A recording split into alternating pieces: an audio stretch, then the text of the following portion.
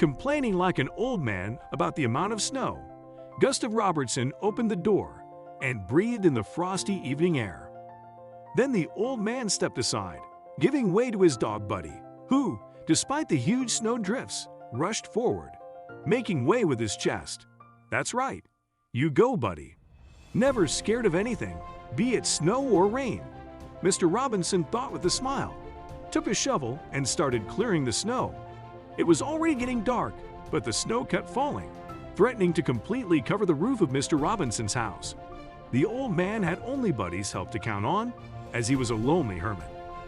Gustav's beloved wife passed away 7 years ago, 6 months after her son Connor went missing in the mountains of Colorado. The pain from the loss of her only son was so great that the unfortunate woman was never able to fully recover. Connor was a late child and was born when his parents were already in their 40s. The couple couldn't get pregnant for a long time. And when they were finally about to give up hope, a miracle happened. Connor grew up as an intelligent and well-mannered boy, as if to live up to all the hopes and dreams of his parents. But his true character was revealed when the boy graduated high school. It was then that Connor showed his parents that he could be obstinate and stubborn. His mother wanted her son to always stay close by, but the young man thought otherwise. Connor flatly refused to study and work at the local factory. The young man's soul yearned for adventure and travel, which a small town in northern Wyoming couldn't give him. Connor left home in search of a better life. As soon as he reached the age of majority, the young man traveled around the country like a real pilgrim. Connor sent news to his relatives extremely rarely, which is why Mr. and Mrs. Robertson had to wait months to hear from him. And 7 years ago, they got a notification that their son had died in the mountains of Colorado, having fallen off a cliff. His body was never found, which was devastating for the inconsolable parents, who were deprived of the opportunity to honor the memory of their son at the grave. Rebecca survived her son by 6 months, only having ended up in the hospital with a heart attack. Unfortunately, the woman never left the hospital after that, leaving Gustav Robertson in a mournful, dreary loneliness. It's hard to say how the old man's future life would have turned out if it weren't for the dog Buddy, whom he found as a blind puppy near the trash can. The puppy was squeaking loudly and moving his black nose from side to side. The old man bent down and picked up the little thing. "What kind of monster threw you out? That's just cruel," whispered the old man, putting the puppy inside his jacket. Mr. Robertson stopped by the store on the way home, where he bought pet food, not forgetting to grab a couple of new bowls for water and food. The appearance of a puppy in the old man's house completely changed his life. Now Mr. Robertson simply didn't have time to be miserable. Buddy was a fidget and a naughty little fellow, causing his master to laugh joyfully at his mischief. When the dog grew up, it turned into a lean, handsome animal with a powerful chest and long legs. Of course, when Buddy matured, he didn't misbehave as much and didn't really cause the old man any trouble. And now, looking at the dog frolicking among the dazzling white snowdrifts, Mr. Robertson couldn't help but smile. The old man's house stood almost at the very edge of the forest, which greatly pleased the lonely hermit, who loved the silence and the beauty of nature. Suddenly, Buddy froze, and taking a characteristic stance, pricked up his ears, and then breaking through the snow drifts, the dog rushed towards the forest, barking loudly. Mr. Robertson knew that the smart pet would never act like that for no reason, and therefore he immediately followed Buddy. At first, the old man thought that the dog had smelled a squirrel or a cunning fox, which brought a lot of trouble to local poultry houses. But when Mr. Robertson came close, he almost fainted with surprise. There was a girl, about 7 years old, standing under a tree, petting Buddy on the head without any fear or caution. "Dear God, how did you get here?" Mr. Robertson asked in a concerned voice. "Don't be afraid. I just went for a walk and got lost." "You have a good dog," the little angel answered quietly. "Who would let such a little girl go out into the forest alone?" "That's really strange," the man thought, coming closer. Since the girl got exhausted from walking through the snowdrifts, Mr. Robertson picked her up and carried her to his house, while Buddy ran along beside him. Having seated the girl at the table, the old man started a fire in the fireplace and then poured hot tea for the guest and treated her to a biscuit. The girl seemed very comfortable around the owner of the house and began to eat the treat with great appetite, which is why the old man concluded that she was very hungry. When the little guest had enough to eat, the old man asked cautiously, "What's your name, sweetheart? Where do you live and who are your parents?" Mr. Robertson understood that little girls don't just go wandering alone in the snowy forest, so he was very worried about these questions. "My name is Daisy. I live with my mother in a house with a red roof and ivy on the walls. It's next to a beautiful store. Mom sleeps all the time, and I'm always so bored, so I went for a walk," said the little girl with childish innocence. Mr. Robertson tried to figure out what he should do. Frankly, he was very sorry for the little girl who could have died in the forest. Therefore, having decided to have a talk with her mother, he put Daisy to bed, and the next morning, he went out to search for the house Daisy had described. The old man assumed that by the beautiful store, the girl meant the recently opened supermarket. Mr. Robertson found the house he was looking for rather quickly, since there were no other buildings nearby that matched the girl's description. The old man stepped closer and, mustering up his courage, gently knocked on the door. To his surprise, there was no response. Mr. Robertson was about to leave when he realized the door was unlocked.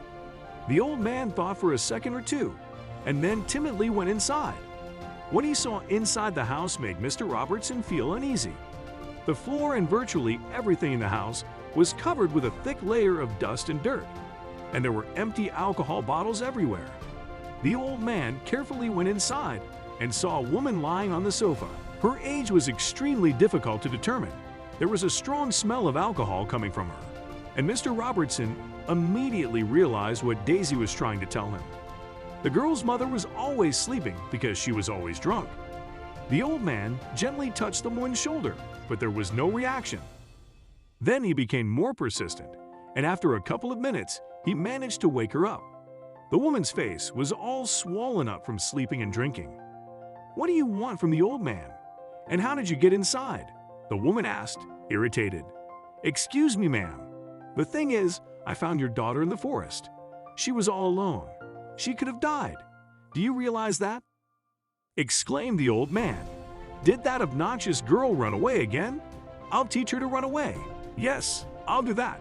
Let me just get my bearings," the old woman muttered, falling back asleep. Mr. Robertson grimaced in disgusted and realized that there was nothing more for him to do. There, he was going to let the girl come back to her alcoholic mother, who couldn't even take care of herself, let alone a small child. Glancing at the bank statements notifying of missed payments on her debt, the old man learned that the woman's name was Deborah Wilson. Leaving the house, which turned out to be so inhospitable, Mr. Robertson already knew deep in his soul that he simply couldn't give the girl back to such an irresponsible mother. Having returned home, the old man found Daisy riding Buddy. The dog was incredibly happy about all the extra attention he was getting from the little girl and kept licking her face. "It looks like you two have already become friends," the elderly man thought, smiling. "Grandpa, can I live with you? It's nice here, so warm and clean. And your dog is so sweet. I promise I won't run away," said the little girl, seeing the owner of the house. "Come in." "Yes, dear. You can stay here. You can live here. I don't mind," the old man said, feeling anxious about Daisy's future. The fact was that, despite his sympathy for the girl, Mr. Robertson understood that this couldn't be a long-term arrangement. At the very least, it was illegal, since Daisy had a mother who could claim her rights at any moment. "Okay, I'll let her stay for now, and I'll figure out what to do in the meantime," the old man thought, rejoicing at such a simple solution to the issue. The next day, after consulting with a neighbor, Mr. Robertson realized that he needed to go to the social services. It was only them that could deprive an alcoholic mother of their parental rights. Looking at Daisy playing with Buddy for hours on end, the old man felt a pleasant, unfamiliar feeling arise in his soul. Mr. Robertson thought of Daisy as his granddaughter and treated her with due warmth and care. Therefore, when the elderly man went to the social services, he had already grown attached to the girl with all his heart. Fortunately, the staff treated Mr. Robertson's request with understanding. In order to grant or deny the old man's petitions for custody of the girl, a special commission was created which went to Deborah Wilson's house. The doubts of the employees were immediately dispelled when they saw the condition of the house and its owner. Deborah meeting the guests with drunken abuse and didn't even understand that she was losing her parental rights. Moreover, the woman didn't even notice that her daughter had been missing for several days. Mr. Robertson, thank you for bringing this issue to our attention. There can be no doubt in this situation. I'm sure your request will be approved, said the social worker, smiling reassuringly and touching the old man's hand. Sure, you all conspired against me. You're a bunch of scammers. Do you want to take my daughter away? You're taking advantage of the fact that I came from another state and have no friends here at all. If only my husband Connor were alive, you would have never allowed this, Deborah exclaimed. What did you say, Connor? Excuse me, do you happen to have this picture? Mr. Robertson asked excitedly, whose heart skipped a beat. The old man understood that there were hundreds of thousands of men with that name all over the country. But a strange, disturbing feeling told the man that he was on the verge of a shocking discovery, which could radically change his whole life. Now hold on, I'll show you my Connor. Deborah exclaimed angrily, and opening the closet, took out a picture in a black frame. Looking at it, Mr. Robertson felt dizzy, and if it weren't for the support of the social worker, he could have certainly collapsed. Oh God, this can't be happening, whispered the old man, starting to cry uncontrollably. The fact was that his smiling son Connor looked at the elderly man from the photo. Upon learning what was happening, none of those present could hold back their tears. As it turned out, Deborah dated Connor for a long time when he lived in Colorado. Unfortunately, the young people didn't have time to get married because Connor died in the mountains, falling off the cliff during one of his expeditions, and Deborah was already pregnant at the time. The girl shared the views of her boyfriend in everything, and like him, traveled around the country in search of a better life.